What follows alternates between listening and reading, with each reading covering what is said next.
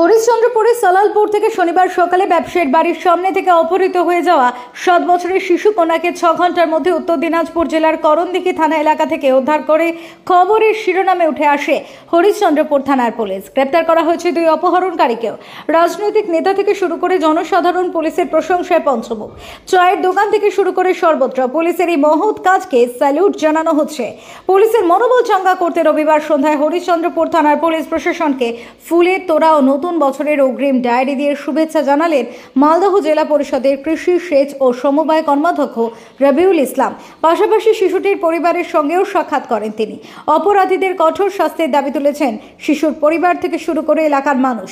গতকাল আমরাও এই সালালপুরের মেয়েটিকে অপহরণ করে নেওয়ার পর আমরাও পার্শ্ববর্তী গ্রাম হিসাবে আমরা বেশ চিন্তিত ছিলাম, উদ্বিগ্ন ছিলাম। কিন্তু তার মাঝে এত অল্প সময়ের মধ্যে বলা যায় 5 ঘন্টার মধ্যে আমাদের মালদা জেলা পুলিশ, চাঁচল মহকুমা পুলিশ এবং হরিশ্চন্দ্রপুর থানার আইসি সাহেবের নির্দেশে আমাদের জাকির বাবু যে তৎপরতার সাথে কাজ করেছেন, আজকে করণদিঘি থানাও সহযোগিতা করেছে। আমরা সত্যি প্রশংসা কিভাবে জানাবো আমাদের জেলা পুলিশকে, তার ভাষা আমরা আজকে পাচ্ছি না।